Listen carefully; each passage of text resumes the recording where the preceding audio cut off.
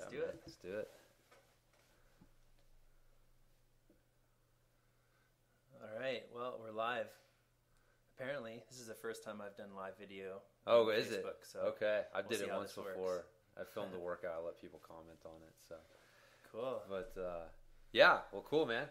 Guess we're talking in your Facebook group. Yeah. So the RLC private Facebook group. Hi, everyone. For whoever's watching, we'll see how this works. I'm guessing I should be able to see if there's any comments or questions that come up from anyone watching this live.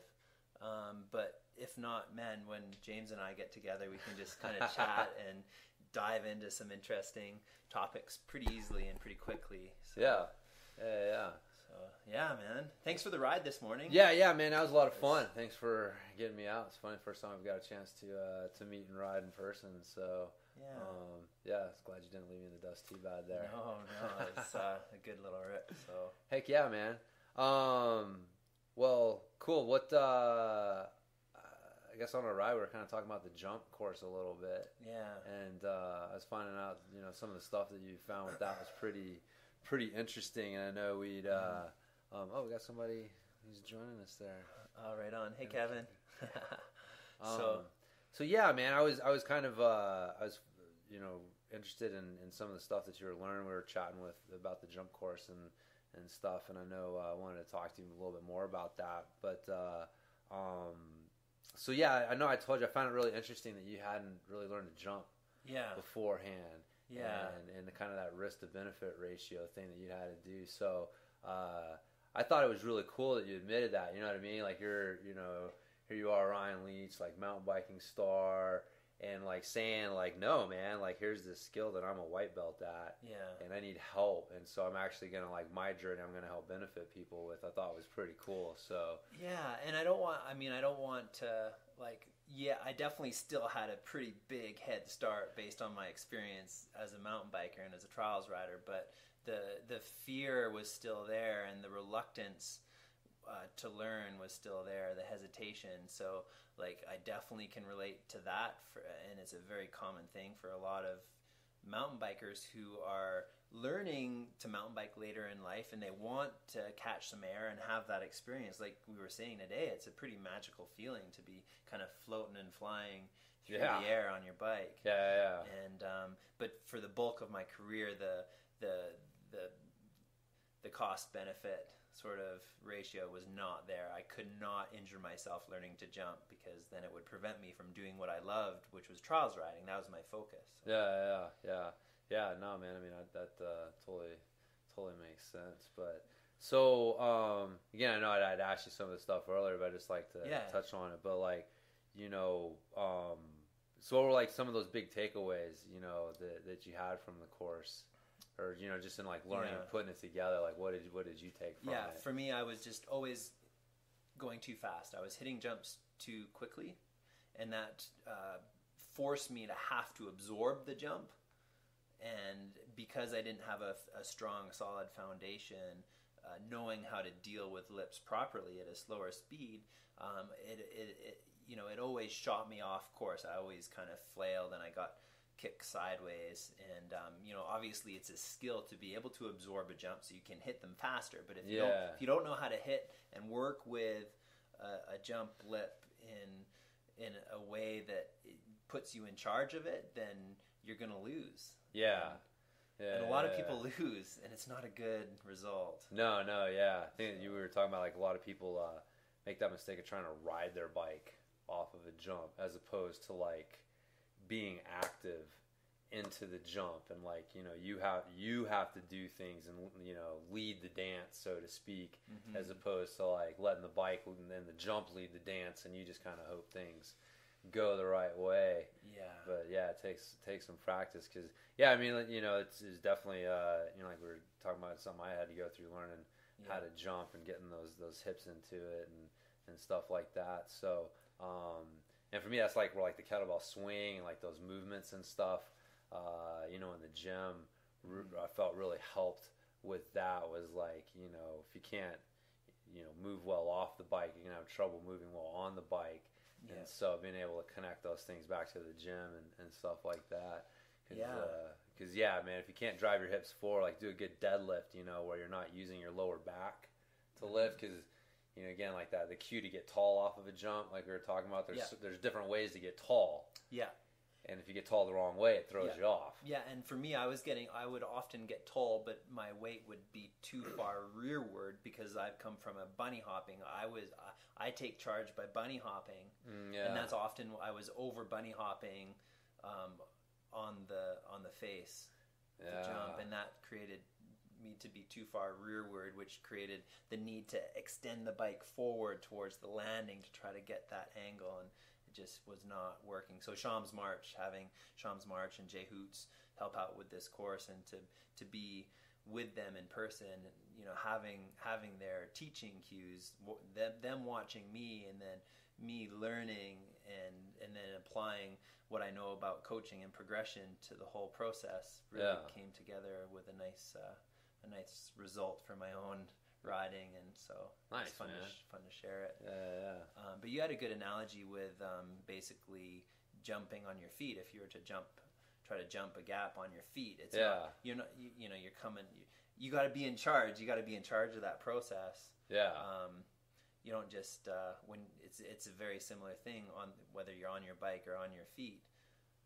You got to jump. You got to jump. Yeah, that was I call it carcass hucking. Like if you're gonna carcass huck yourself across that gap there, like just run up to it and jump across it. Like, how would you approach it? And like, as explaining, that was a big breakthrough for me when I realized like jumping off my bike and jumping on the bike were, real similar actions, and that when I'm running up to the jump, I'm spotting, where do I want to plant my foot? So I'm looking at kind of like that middle top of the, the takeoff, and I'm going to like try and time my jump. I want my compression from my jump to like maximize at that point, and then I'm going to look across so that I can spot my landing. Like all these things are exactly what you want to do on your bike, but the speed thing, man, that was probably the big thing for me too, is like, because I think for a lot of us, the first thing we do is learn how to do like drops and kind of downhill style jumps. Yeah. And so you can just kind of ride off of them and speed your friend almost a little bit. Yeah. And then we try to apply that same mentality to jumping, with something with a lip. Yeah. And man, speed isn't always your friend on those buggers there, man. No. So, and for drop-offs, you are often absorbing the drop-off with your body. Yeah, and that was when you do it right, like that's the thing, is like I feel like a lot of us, again, one of the things we're talking about at lunch is like the ability to recognize a compensation versus optimization.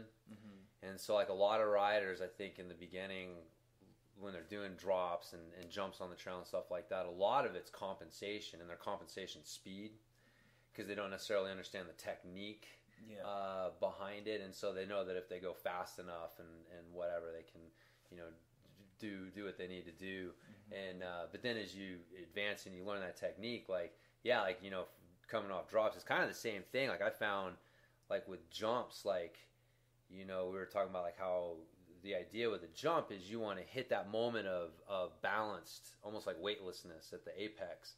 And that's what allows, and your bike kind of follows that, and that's what allows that smooth little like arc that we see riders do. But it's a natural process, or it's a natural result of the process. It's not something that I'm forcing onto the situation. Yes, yeah.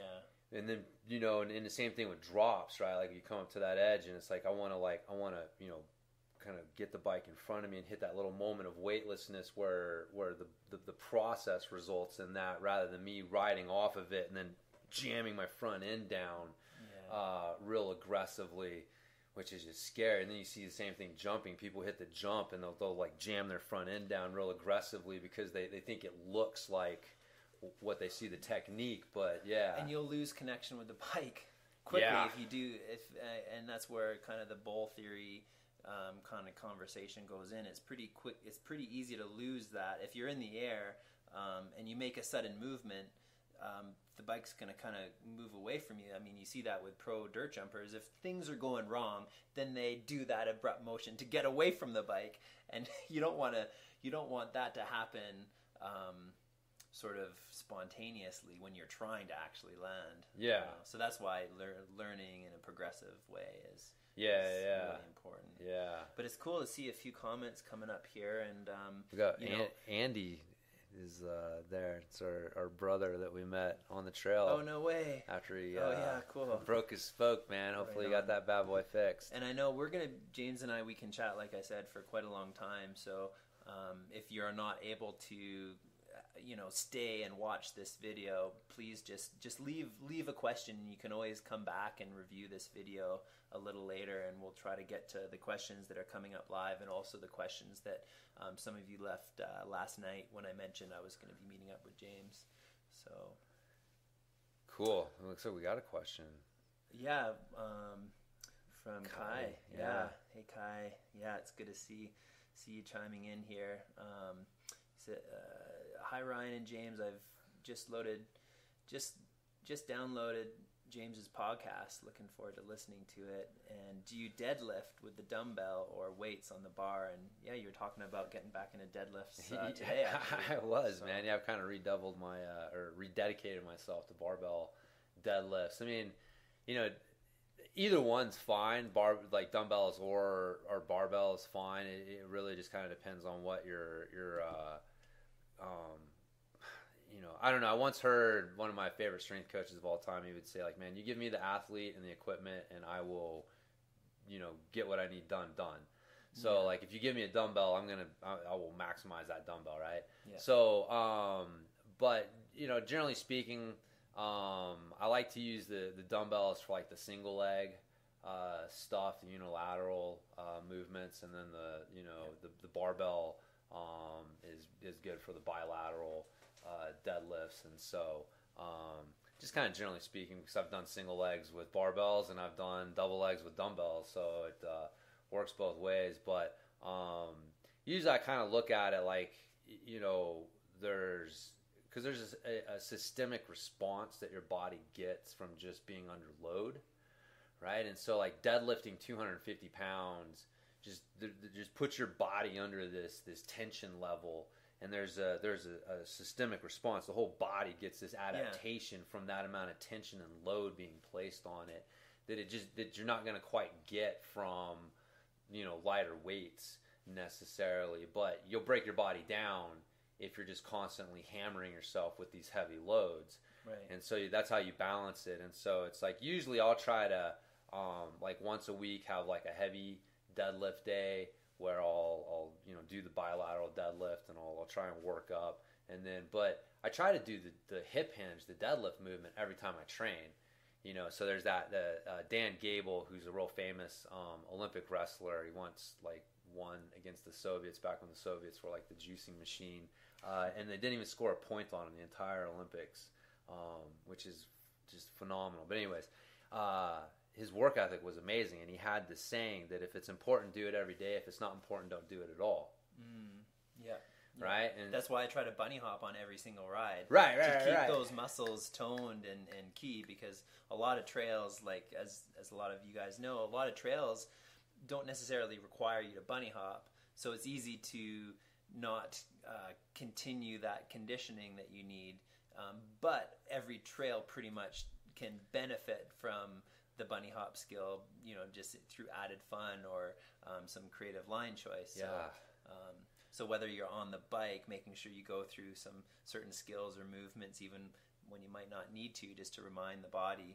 And same with the workout, I guess. Yeah, exactly. If you need to hinge, and so like every workout. So like, some workouts that are lighter, I'll focus more on the unilateral stuff, or I'll use more kettlebells and dumbbells and stuff. So it just kind of depends on what my goal is for that day, and just trying to balance like, there's basically three. You got hard, moderate, and light workouts. Like that's, same thing with rides too. Like that's one of the big mistakes that people make with training and riding is they think that everything's hard.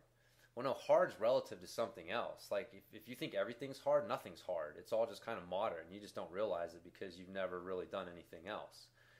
You know what I mean? It can't always be hard. If you're you know what I mean? If you're riding 4 days a week, it's physically impossible for every one of those to be truly hard. You know, if you're lifting 3-4 days a week, it's truly, you can't have every day be hard. And so learn how to cycle your intensity levels. You know, so you have a hard day, but you know, after I have a hard day, I'm going to have a moderate day or a light day. Yeah. And I'm going to have a couple of those before I have another hard day to help me recover. And same thing with riding, man. Like that's the big mistake I see a lot of riders make, man. Like people talk about cardio training for mountain biking, and I think like a lot of people are looking for cardio training programs because they're not making good use of their trail riding time, right? Like they look at their trail riding time and cardio training as these two separate things. When your trail riding is the most specific cardio training you can possibly do as a mountain biker. Like that's it. That is the most specific cardio training you can do. Yeah. And so, you know, but they go out and I'm like, okay, so you're an enduro racer or whatever, or downhill racer. I'm like, so what do your training rides look like? Well, I go out and I ride hard for 2 hours. And I'm like, is that like what your race is like? No, you know what I mean? So it's like you don't ride like you race. Like so like, you know, if you're a racer, your hard rides should mimic your racing. You know what I mean? So if you're an enduro racer, that would entail like, 30-minute easy spins with a 10-15 minute freaking hard as you can go. Yeah. And then repeat. You know, this is the danger of Strava too. Kind of puts you in that always hard kind of. Right. Yeah. So, but that's like and then like your moderate rides are just, and those are to me. I like to use like skill focused rides or moderate rides. Like we're talking about on PBR, how like once you get started at the top, you know, if you really work it right and conditions are right, you can get from top to bottom without ever pedaling. And so, and those, to me, like that kind of mentality is like the epitome of a moderate level ride. Yeah. Where I'm not trying to pedal as hard as I can. I'm trying to be as smooth and efficient as I can. So I'm really focusing on my skills and efficiency as opposed to like working hard. And then you got your light days, which really is hard on a bike to do. That's where things like yoga come in, like restorative things for riders.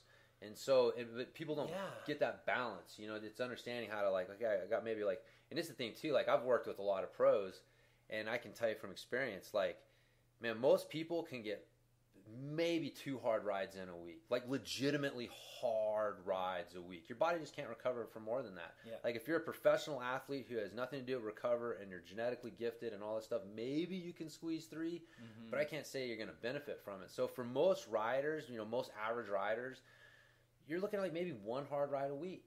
Yeah. Maybe 1 every 10 days. Yeah. You know? And so the bulk of your rides should be moderate, kind of these skill-focused rides, you know, with like these hard rides in there to test yourself and so. And that said, it can be easy to on skill, even if it's not a skill-focused ride, maybe it's just a skill-focused session, which is obviously something we really emphasize in the skill courses on the site.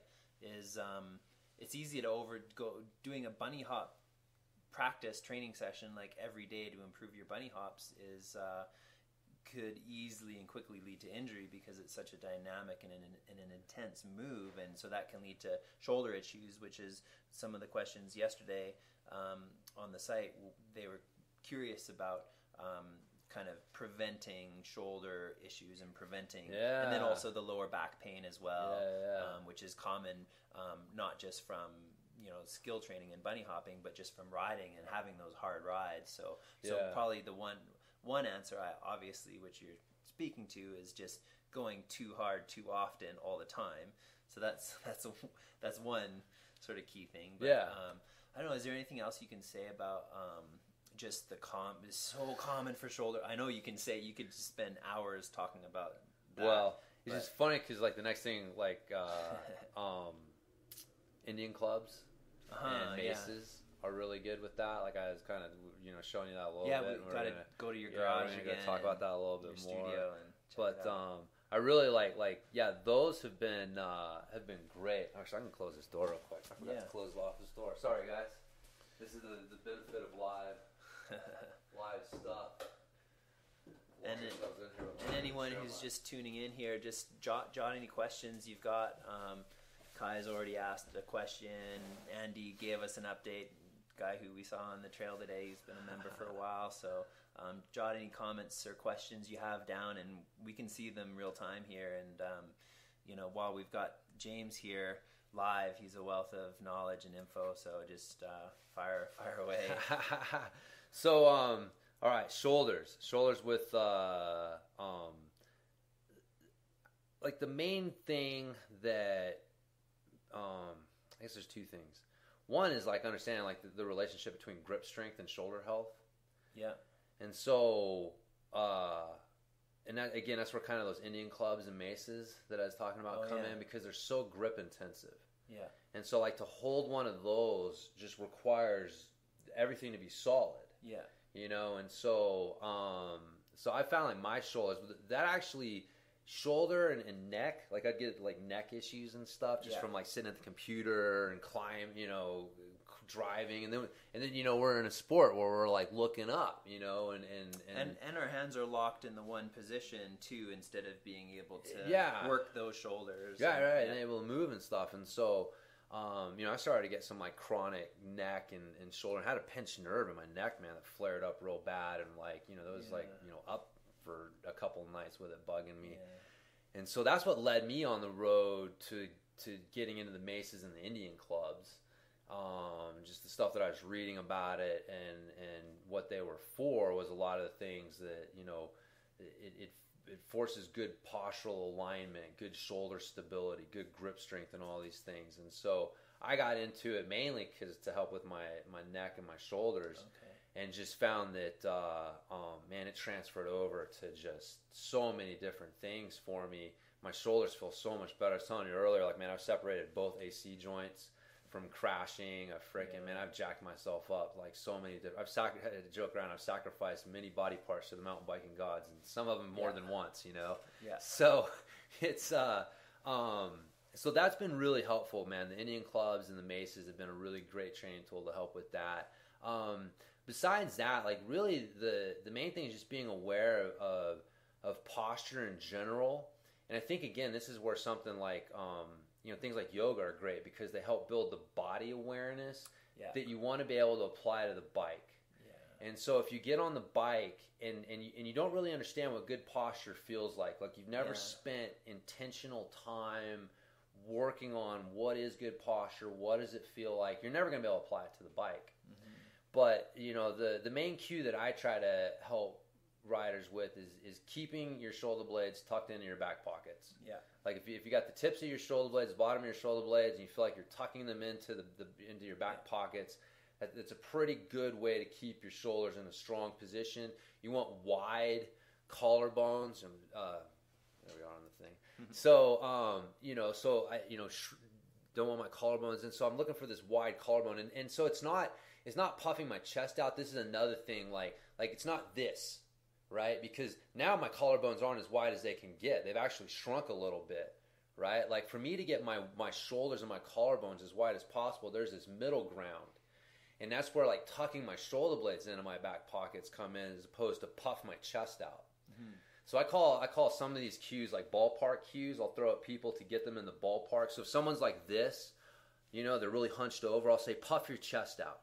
But I'm only telling them that to get them into the ballpark. Once I get them into the ballpark, I start coaching them to tuck their shoulder blades. Because if you keep puffing your chest out, you're gonna go too far, and you're gonna now we're going the other direction, which isn't what we want.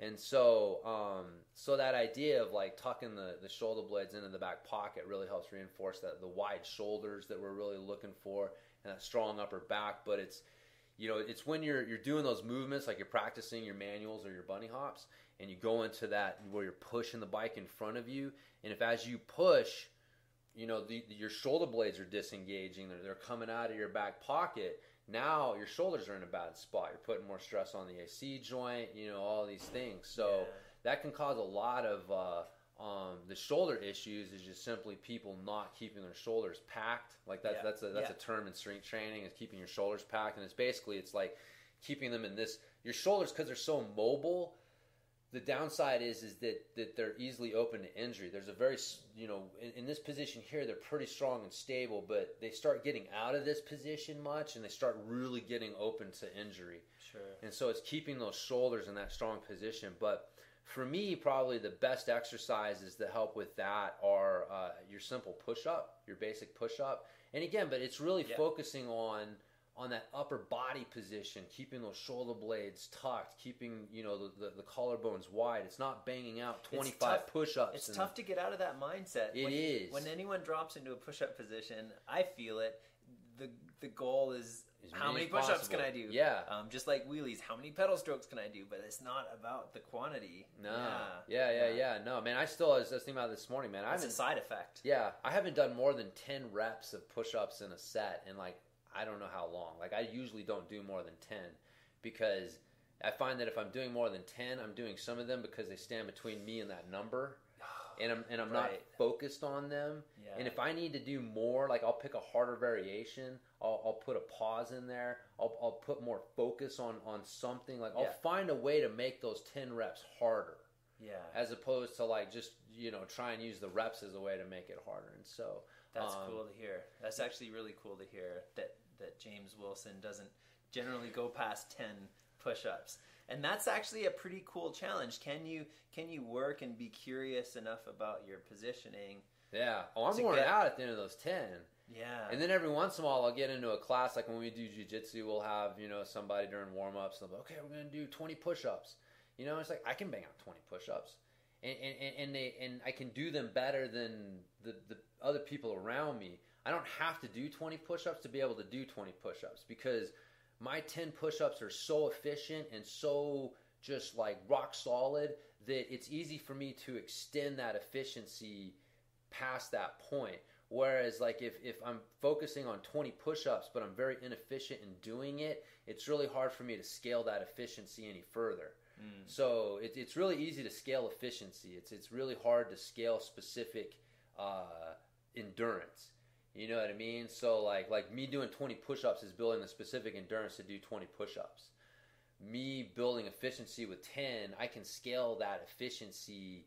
I can make my 5, that scales down to 5, that scales up to 20, you know what I mean? Yeah. And so that same efficiency, that same movement is what I'm going to use for all of them. So that's the great transition to flat pedals. I know a lot of people are curious about flat pedals, and efficiency is what it's all about. And you just like you can't shortcut to high numbers of reps and push-ups. You can't. You need that foundation, and that's what flat pedals provide, is that foundation of solid technique, so that you can scale these techniques in the most effective and efficient way. You've got the correct body movement pattern to scale the bunny hop, to work with the corrections in the wheelie, or to start manipulating your bike and your wheels in different directions when you're out on the trail. And those foundation drills and skills and time invested in the fundamentals and mountain biking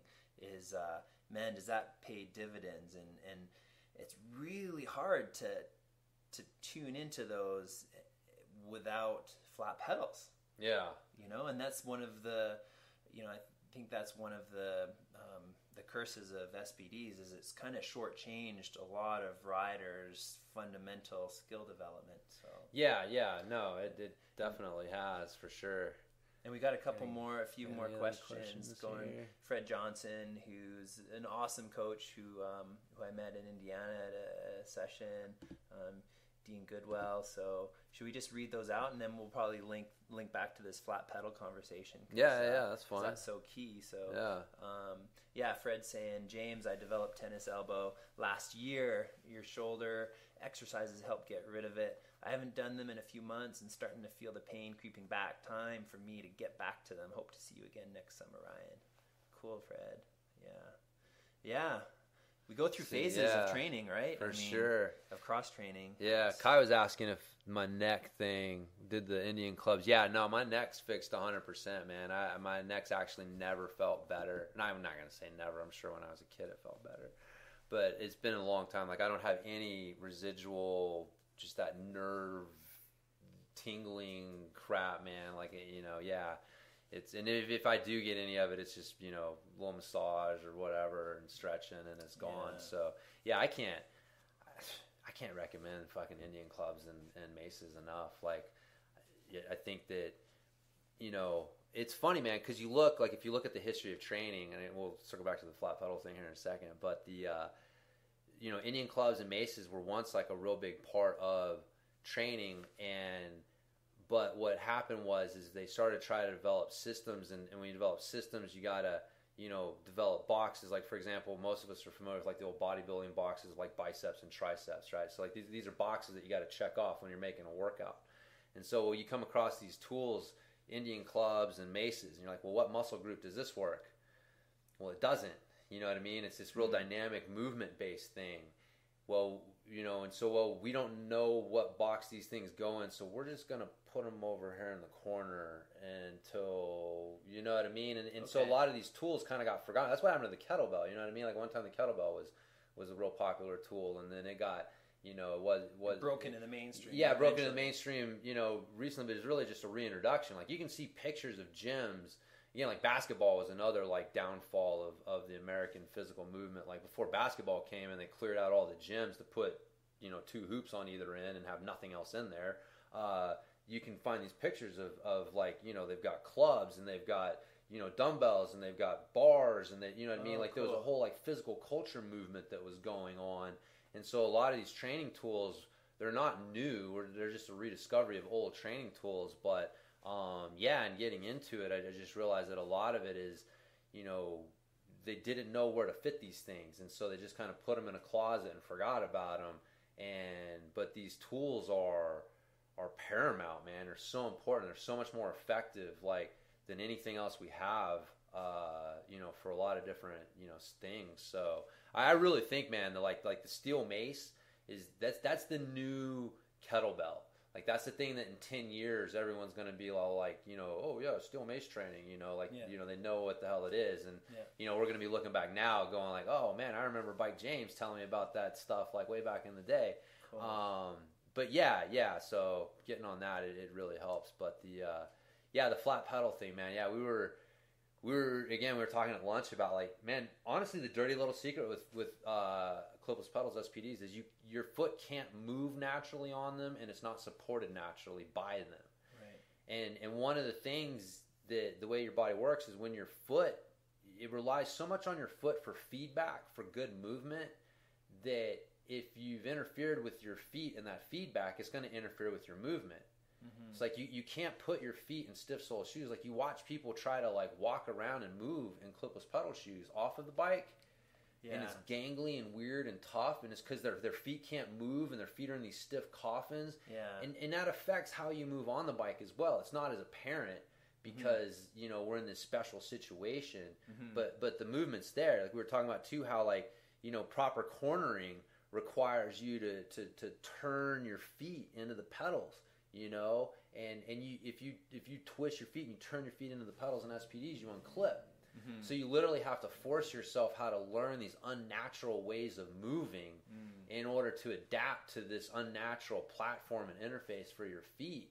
And if you've spent the time developing your skills and learning them before that, it's easy to take these learned skills and apply it to this less optimal situation for your feet. Right. But if you put your foot in this less than optimal situation and then try to learn these skills, it's compensation city, man. That's all you're going to get out of it. Yeah. And that's why, like, honestly, like, you can... It's well like said. Yeah. Like, most riders' skills are crystallized in time in the day that they first put their clipless pedals on their bike. Like, most riders' skills don't develop really significantly without a shit ton of effort. You know what I mean? There's not a natural development process that you see that honestly should just come from riding your bike. If you're just it's like watching a kid learn to walk, right? Like, if a kid's in just a good natural learning environment, he's going to fall over, and then he's going to do better, and he's going to fall over, but each thing allows him, and you see this natural progression. And you don't see that a lot with riders that ride clipless pedals exclusively. You don't see this just kind of like efficiency and movement progression that should come naturally on the bike. And that's why, you know, again, like why I think, you there's so many riders out there that are looking for the magic bullet. And, the skills training industry is basically built on riders looking for an answer to their feet being trapped in these pedals, and how do I learn how to ride my bike in this less than optimal situation. But anyways, I don't know, that's just my opinion. No, that's spot on. I totally 100% agree, and I know a lot of people on the site here agree too. And most people do tend to ride flat pedals primarily, that are going through a lot of the courses on RLC. One of the questions yesterday was, "Hey Ryan, what do you really think about the Catalyst pedals?" And so I should probably address that. And for those that don't know, James developed a flat pedal that is longer. You probably have one there. And so basically, it's the longer pedal creates that feedback from a much longer place on your sole, so you can start to use that feedback to activate the muscles all the way up your legs, and have that as to really. I mean, I come from a lot of it is spinning. There's the spinning benefits of that contact, of that longer contact point, that feel from your sole, but there's also the technique, and that's kind of where I'm trying to figure it out, because I've spent my entire career with a standard pedal, and my foot kind of I like having my toes round a bit and the back of my foot kind of round a bit. So I've grown used to that feeling, that kind of cupping feeling over the pedal, almost like my hand is gripping the pedal. And so with James's pedal, you can see it's quite a bit longer. For my foot, I can't do that sort of cupping as much with the longer pedal, and so honestly, I haven't spent enough time to try to figure out whether I'm just so used to that sort of that toe wrap over the front, that flex of the sole over the pedal. So my job is to try to, through experience, James is setting me up with another pair of these to try on my tour, and so I'm going to try to experientially decide whether I've just adapted to the shorter pedals and that's what I'm used to and that's why I like it, or whether the longer pedal does it just as well. And also what I'm curious about is how the longer pedal may help to reduce some of the pain I've been experiencing in my knee, due to my glutes and my inner quad not firing as effectively on my rear foot, which is the problem. I'm not firing those muscles, which apparently is leading to some of the knee pain I'm experiencing. And so that's one of the benefits James speaks about for these longer pedals. And so I'm quite curious about this. So that's it's funny. It just now, like, was that an infomercial or is that like? But I need to do some more experiential homework on this. So. Now, I will say though is that you jumped on them and spent a couple minutes on them, and there was enough curiosity from your experience on there to spark the interest in checking out So. I know we've kind of talked about what my opinion is on adaptation versus optimization and stuff, and because again, like, it's funny, like, because like your bowl theory, right? Like, it's a perfect example, but it's like, so let's say like one end of the bowl is solid, and the other end it's not a bowl, it's like a little wire. You know what I mean? And I now I pull and I got to get that same amount of pressure. Well, my finger is going to wrap around that wire. You know what I mean? Because I'm putting so much pressure into it that it starts to create that wrap. Yeah. Right? But realistically, I'm going to have to create more pressure than I would without that wrap to get the same amount of lift. Yeah. and I can feel like that wrap is helping to lift the wire because it's getting under it a little bit. Right. And it's Yeah, lifting it a little bit.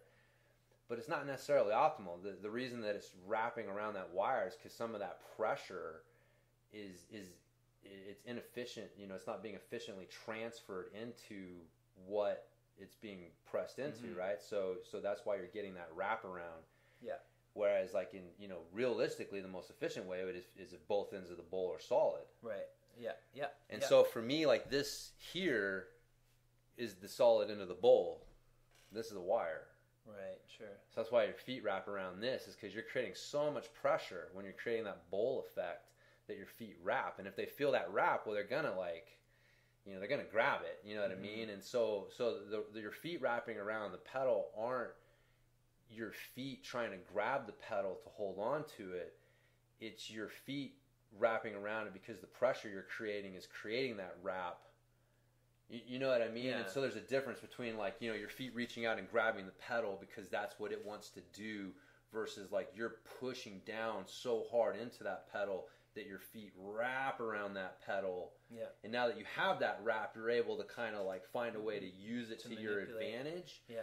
But it's not necessarily the most efficient use of that force and the way to use that. And so, like, that's with these pedals here, you know, you get that closed in on both ends. Now your feet and your hands are both really solid because you got your hands wrapped around the bar, so they're not going, there's no wrap there, or, you know, and then same thing here. And so now you're getting more like a deadlift where you're really wedging yourself between your pedals and your hands. Yeah. And you're really able to maximize that pressure between your hands and your feet. So the theory, to me, the theory makes sense. So now I just have to,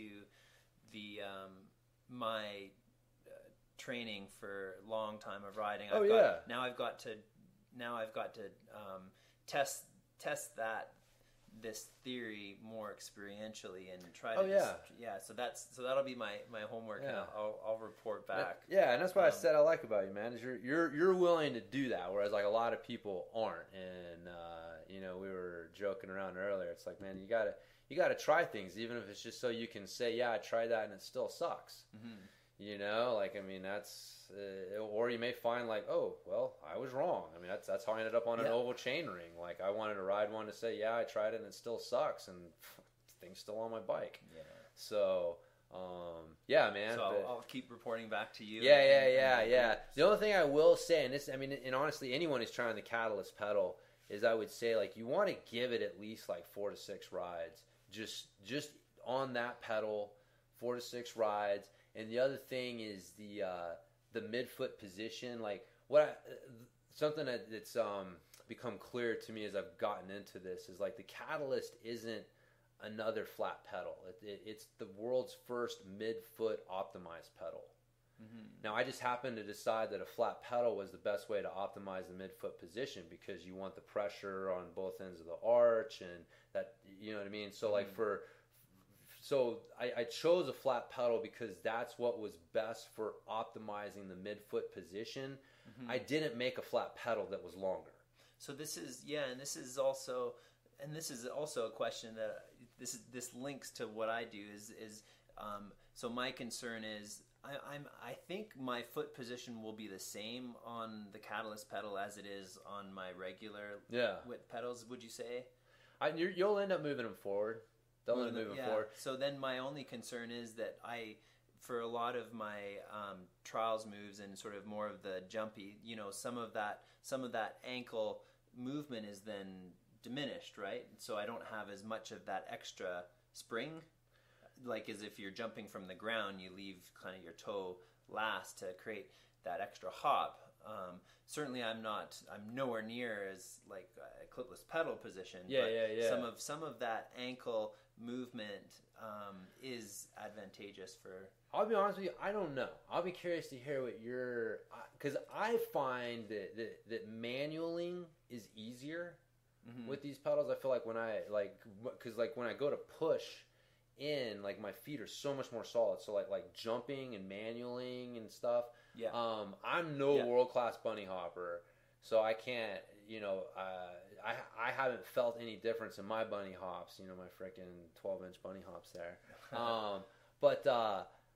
So I'm curious to hear what your take on it is going to be, because I don't know. You know what I mean? I honestly don't. Mm-hmm. You know, like it could be a specialty thing. Like, yes, for like a trials rider in this specialized situation, you know, this may be you know, a better design for it. But I'm also kind of curious again, because I think like so much of the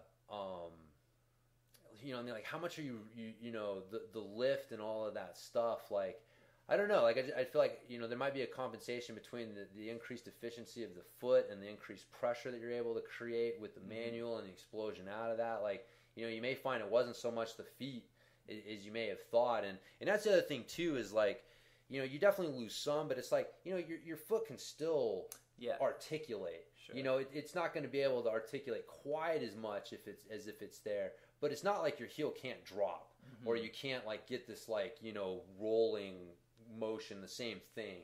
So again, I'm really pumped that you're agreeing to try them out, because I am curious to hear what your I'll dive into your some take of these. is with that. I've got some curiosity, so yeah, man, that'll be fun, man. But did we address Natalie's question here? You know, we haven't directly, but did you read it there? I did real quickly. Yeah, basically the practicing your track stands, which is awesome, and practice switch foot track stands. That's an important skill too. Riding switch foot, man, very underrated skill. Arches started cramping up. That's not. I mean, track stands. Yeah, if you're practicing, that'll happen. I've done some, and that's actually, that could be something with your that another endorsement for Catalyst pedals. I mean, because again, it's like if you just what pedals were you using, Natalie? Does it say? No, she had flat pedals. Yeah, but it's the. Because again, like it goes back. It's basic engineering, right? Like an arch, it's one of the strongest forms in nature. As long as you support both ends, right? Okay, you destabilize one end, the whole thing goes to shit. Yeah. Now, but your foot has to figure something out, right? Like your foot your foot still has to function. It can't go like, oh, one end's destabilized, I'm taking the rest of the day off. Right. It still has to function. So if you have one end stabilized by a pedal, and the other end is kind of hanging in the air, guess what gets to stabilize the back of the arch, guys? Your muscles. The muscles of the arch of your foot. Your calf and Achilles tendon. These muscles will statically contract to create the stability in the back half of the foot that you need for your foot to function. Yeah. That's why your feet cramp up. That's why people's feet get tired and crampy on rides. Like, that was one of the unintended side effects of the Catalyst pedal. It took me 2 or 3 rides, and all of a sudden I was like halfway through one of the rides, I'm like, dude, my pinky toe's not numb. And I can't remember the last time my pinky toe started to go numb. You know what I mean? Like on long rides, sometimes I get a pinky toe going numb, or you get like some foot cramping, or you know what I mean? Yeah. And it's just like, and I'm like, dude, my feet don't get tired. Mm-hmm. They don't cramp. Yeah. And then all of a sudden I was like, oh, well, I'm supporting both ends of the foot. Like, it can relax. It doesn't have to, you know, and you were asking me about riding regular pedals, and I'm like, man, I can't. Like, you know, I can pedal around on them for a few minutes, but after about like 10 minutes, dude, my feet are so like, what are you doing? What are you doing to us right now? Yeah. It just feels so weird to try and support yourself just balancing on these little tiny platforms that, you know, once you get used to a big platform. But oh, cool. All 4 track stand positions. Awesome, Natalie. Yeah. So the Race Face Chesters they're a really popular pedal because they're inexpensive and they get the job done. But they do have some of the drawbacks of a normal flat, which is that they're designed from the standpoint of pushing through the ball of the foot. Right, and so they're too small. They're just not big enough to support your foot properly, and so you're going to run into these issues, you know, like foot cramps and arch cramps and knee pain and stuff like that from the stuff over the long run. But so one other question I had. So there's some pedals are being designed in that sort of that convex. Yeah. Instead of, and then there's flat, and then there's like concave. For me, I can't understand the theory of convex at all, because their theory is the same. It's the foot gripping theory. It's that, well, if my foot's going to wrap around the pedal and grip it, well, then I want to like give it something, more for it to grip onto, to pull on. Like I've talked to some people that have done it before I got into my pedal. Like somebody sent me. I'm not going to say any names, but it's a very popular pedal maker that has a convex shape to their extremely thin pedal. And it was one of the worst rides I've ever had in my life. Yeah, my foot arch was cramping like crazy. It didn't feel right. And also, anytime you lose pressure, anytime you lose pressure on your foot, all of a sudden now you've only got the mid pedal pins that you've got grip on. Yeah, that happens on climbs. That happens in situations where all of a sudden one foot's going to be a little lighter on the pedal for some reason or another. Well, again, but the theory is you got to pull up on the backstroke, right? So if you got to pull up on the backstroke, then I want to grip my pedal and I want to pull up with it. So that's what they're trying to do, is create a flat pedal that allows people to grab it with their feet so that they can pull up on the backstroke. Yeah, it prevents that. Yeah, I mean, it's not a very smart, again, people assume, this is the funny thing, man. If you guys think that Trek and Shimano, I don't mean to talk trash about your sponsor. Shimano does great stuff. I know. I don't mean any, you know what I mean? I just mean, I think that the average rider out there has a misconception about who's on staff at a lot of companies. These people do not employ exercise physiologists. They do not employ biomechanical engineers. They do not employ, you know what I mean? A lot of these companies are not, these are not the guys who come up with these ideas. And then these aren't the guys who they're running them through. They're not, they don't have guys like Gray Cook and Mike Boyle and these top coaches and movement experts and stuff like that they're consulting with these things. These are people who have they come up with a theory, and the theories are usually based on the usual ways of looking at stuff in the cycling industry, which is I got to push through the ball of my foot and I got to pull up on the backstroke. We were talking about this earlier. That's the thing. And if you start I have to design a pedal that I can push through the ball of my foot and I can pull up on my backstroke, it leads to certain design things that you're going to do without ever stepping back and questioning, well, do we want to do this in the first place? And is this really biomechanically sound? Does this violate movement principles? Yeah. And a lot of the times, man, these questions are not being asked, and that's not what's going on at the highest levels at these cycling companies. And again, it's not, when I say this stuff, it's not they're evil.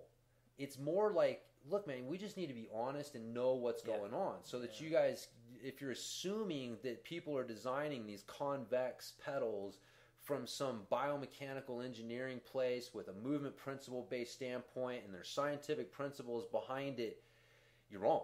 That's not what's happening at all. Mm-hmm. You know what I mean? So anyways, yeah, that's, and the same thing with the concave shape. That's, you want a concave shape because, again, if you need to push through the ball of your foot, mm-hmm. then you want to be on the ball of your foot, and if you put a little rounding so the ball of your foot can now fit into that rounding. Oh yeah. Well, now it's going to keep my foot from going forward, and it's going to give me a little bit to pull up with on the back. But I have to be on the ball of the foot for that to work. You know what I mean? As soon as I go more midfoot, that shape actually starts to work work against me, because now the middle of the pedal is actually pushed away from my foot. So if I go midfoot on a concave pedal, the middle of my foot has less contact with the middle of the pedal. Sure. Yeah. Yeah. So it actually works against how your foot wants to work, and it takes away your option for foot position, right? Because if it's designed to be on the ball of your foot, then you go to a more midfoot position. Well, it's not designed for that. You know what I mean? Now, like I said, now you don't have pressure here, like you were saying. With the convex, you change your foot or you get in a different situation, and now all of a sudden it doesn't work as effectively because that's not what it was designed for.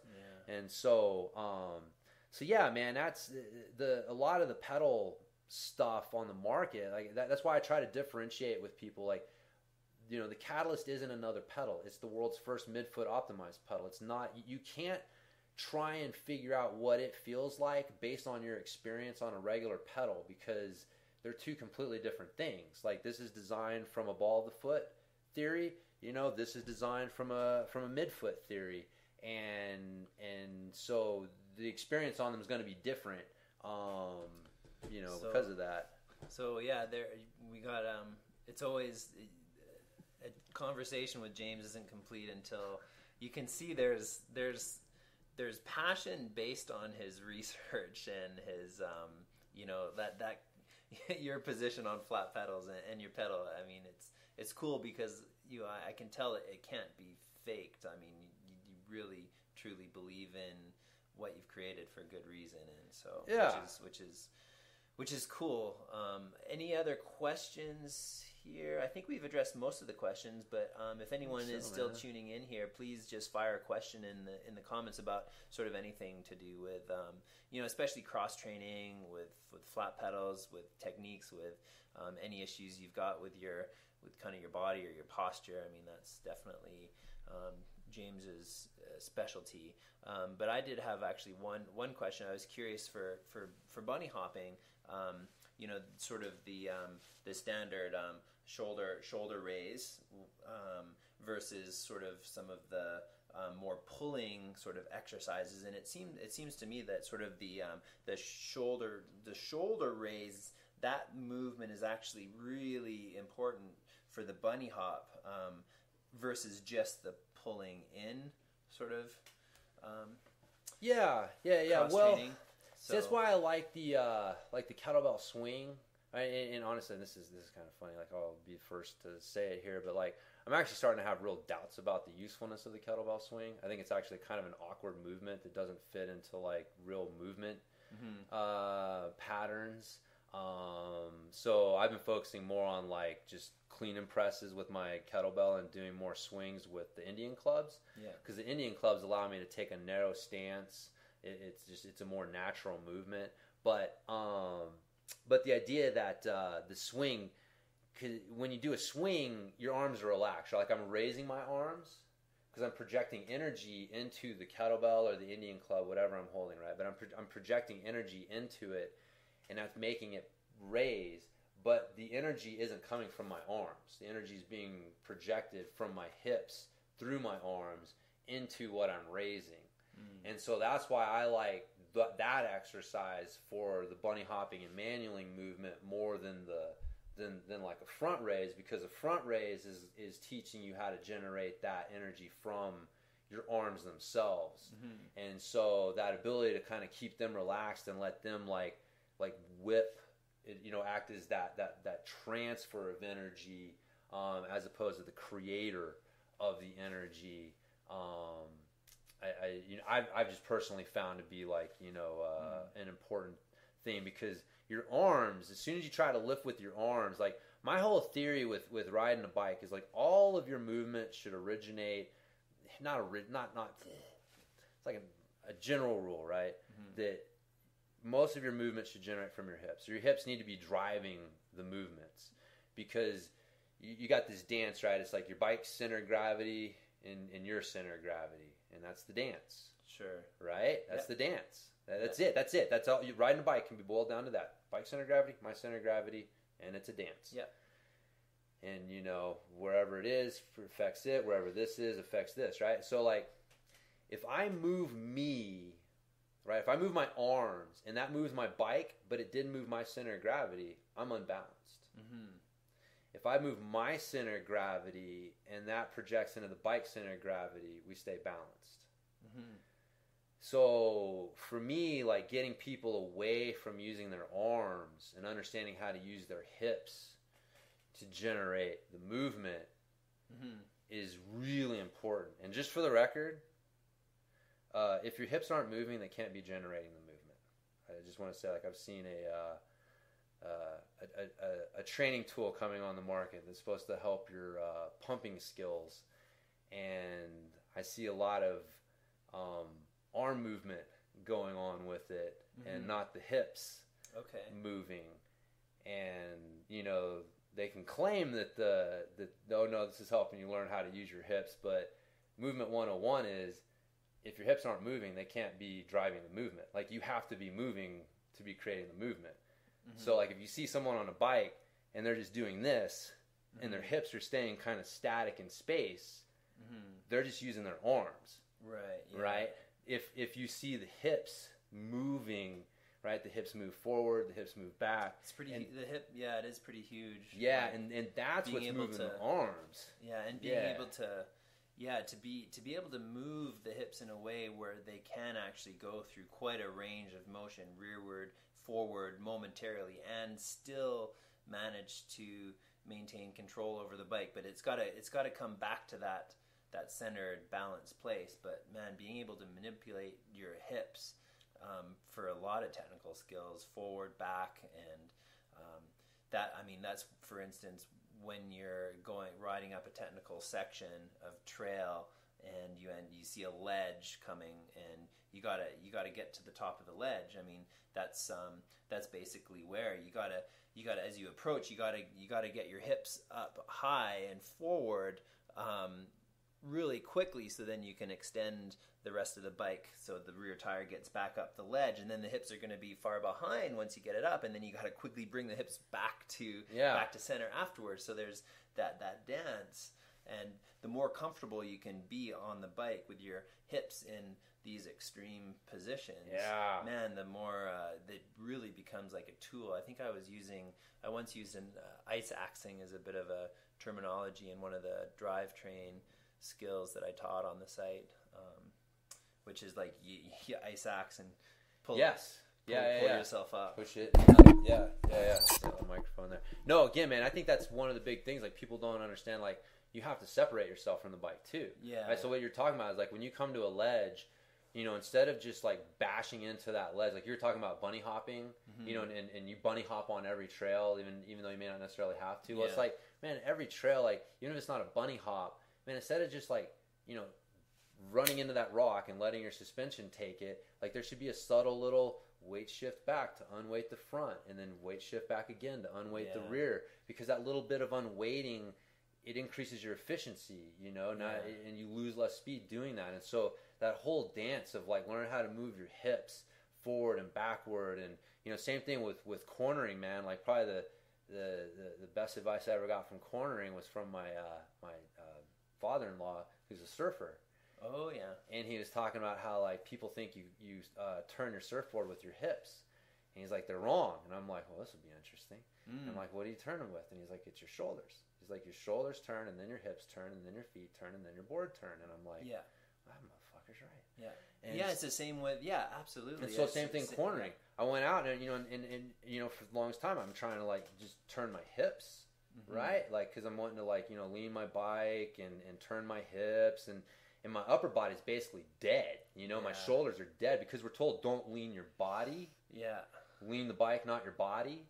And that's a dangerous. There's so man. many teaching cues that are so dangerous when they get stuck in. Yeah. And so, but it was like learning how to like get that shoulder, and then it's like, okay, well, the shoulder dips, but the thing that I found is like that ability to corkscrew the hips. Like, your hips have to be able to move off your center line and stay balanced though. And like most people don't know how to do that, and so what they end up doing is they end up leaning in. So like they go to lean, right?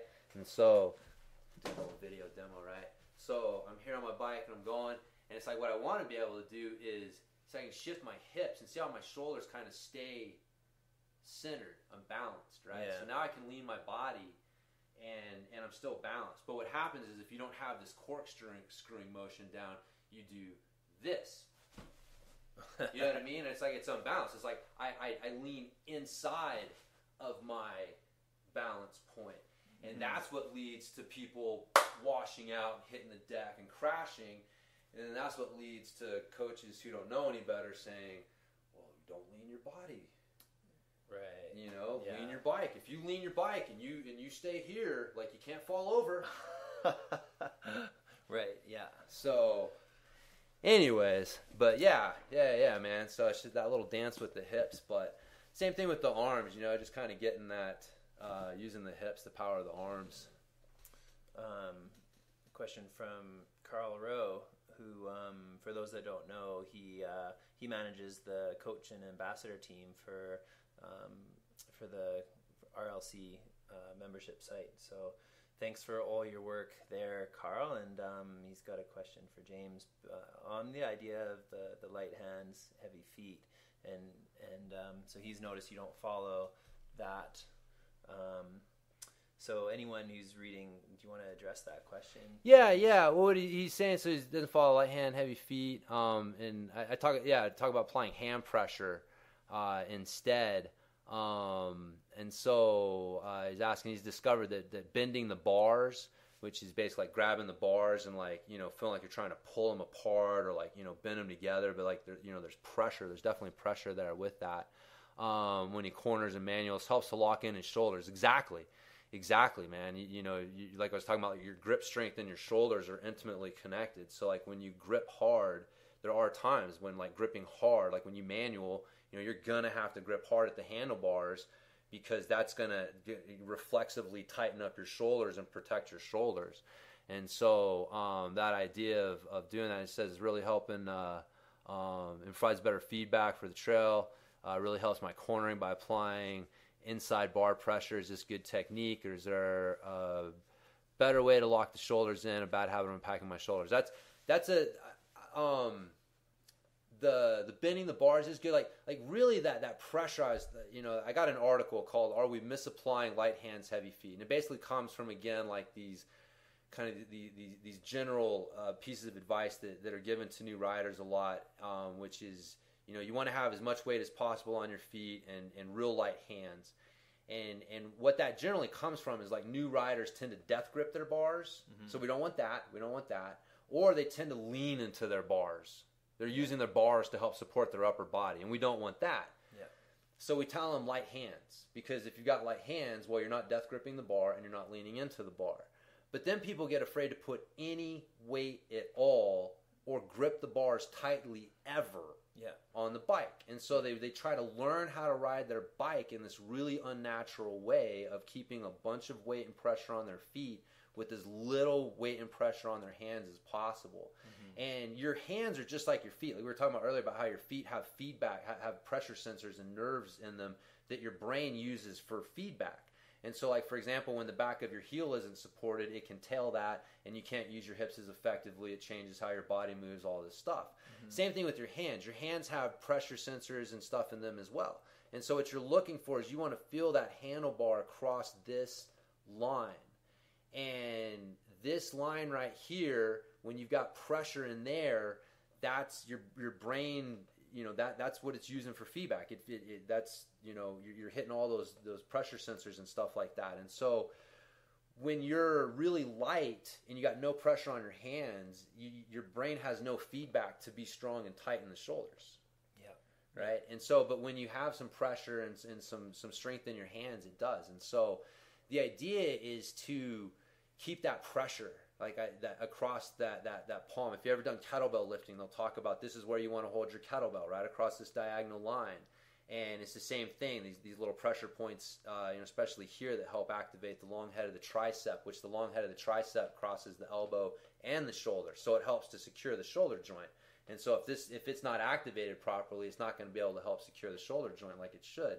And so, that pressure right there will really help with that, the shoulder stuff. So, but you want to keep that pressure. I guess, like, as long as in bending the bars, you don't feel like the pressure on the inside start to peel up off of your hands, so you want to feel that pressure across. In fact, that hand pressure is a good indicator of elbow position, because if my elbows get too far out wide, which is a big problem, gets too far out wide, you'll feel the inside, this little thing, start to peel up off your handlebars. You'll lose pressure on the inside of your hand. If your elbows are too far in, the inside of your hand will start to peel up and you'll lose pressure. If you have good, even pressure across this point right here, I guarantee your elbows are in a good spot. Cool. Yeah, and that's yeah, and it'll help too with the shoulders and all that stuff. So yep, for sure. Yeah, there's a certain kind of easefulness that your body needs to have as well, and sort of the light hands thing might be trying to speak to that, but But I tend to find that, when I'm out on a ride, I'm always trying to feel fluid but connected in my whole body. So my whole body is loose, but at the same time it's connected. So there's not the death grip. There's not the rigid hips only in one little sort of column. There's this movement and this kind of fluidity that the body needs to have to allow. There's so much that goes on with your body during a ride that you can't force, and the fluidity of your body. You've got just the right amount of grip strength. You've got your feet that are alive on the pedals, and then all this movement and spontaneous adjustment to the terrain happens far more easily when you're relaxed. So there's kind of this relaxed but ready kind of position. Yeah. Again, going back to the the swings, that's one of the good skills that the swing teaches you, is that it's to be able to relax your grip and then get it tight, and then relax it and get it tight, and Cool. it's that relaxation and tightening, which again, that's a skill that you have to learn. And that happens during the ride constantly. That's what you want. Not just one. There's not just one grip pressure. It's not just tight, and it's not just relaxed. Yeah. There's a gripping. There's as relaxed as I need it until I need it to be tight, and then as relaxed as I need it. And so it's that, that's what you want. And I think a lot of times people try to look for that one answer.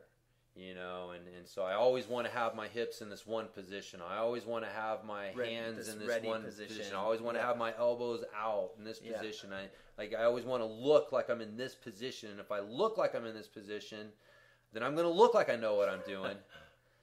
And so anyways, that's the difference, man. Is that's the difference between learning how to actually execute a skill versus kind of looking like you're just acting that skill out. And unfortunately, I do. Again, I've talked about why I admire what you do, but someone who respects and teaches movement like you do, you're actually teaching people how to execute the skill. And a lot of the stuff I see out there that from a lot of other skill stuff is really just trying to teach people how to act like they look like they know how to execute the skill.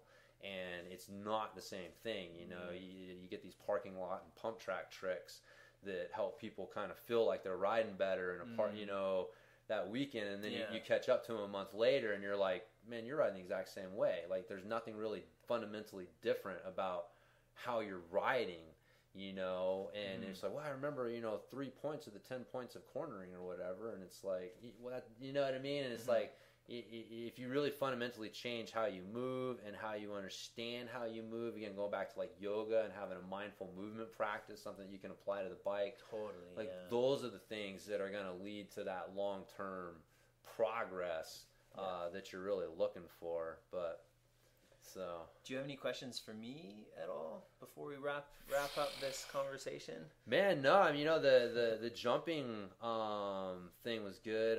I mean, I do. Unfortunately, I got to get running here to my little girls' volleyball game here in a minute. Yeah. But I want to pick your brain on your thoughts on cornering and stuff a little bit. I've got a lot there. Yeah. It seems like we're kind of on the same page with that. It's interesting how we're both there are these kind of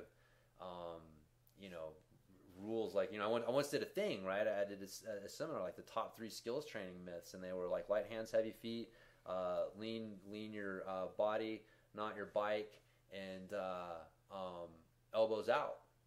You know what I mean? And those are 3 things. Those are really 3 common myths, skills training advice. You'll hear it almost everywhere. People give that advice: elbows out, light hands, heavy feet, and lean your bike. Yeah, and lean the bike, not your body. Yeah. And it's funny, you're one of the few people that when I talk to and I say I throw out why that's BS, and you're just well, exactly. Yeah. I mean that was why the cornering continuum is such a it's a big course because there's just so many different things going on, and as soon as you kind of your brain locks on to a few rules, then it prevents the opportunity to really experience and learn what every corner can teach you. And so the course just systematically goes through all the continuums of how your bike and body can be based on all the different continuums of corner types, and blending those two together into this dance, and not setting any rules. And that's the challenging thing. People like rules. They like do this, and you got it, or like these quick fixes for learning something. Is just it's gotta be. There's no quick fix, man. No quick fix. So. Well, cool, dude. Yeah, no, we'll dig into that in the next podcast or interview we'll do. So, man, this was fun for sure. And thanks for everyone tuning in on this in this Facebook group.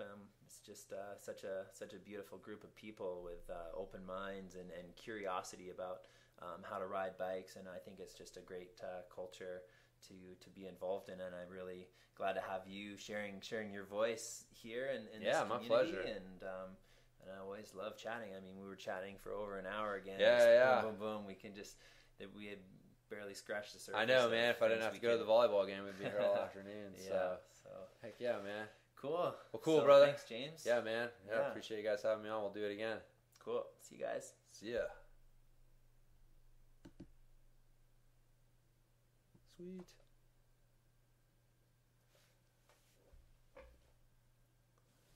Cool.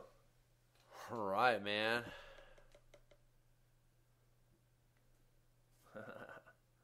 Nice. So that seemed to go all right, I think. Yeah, no, that was good, man. That was fun. Yeah. Appreciate the freaking conversation.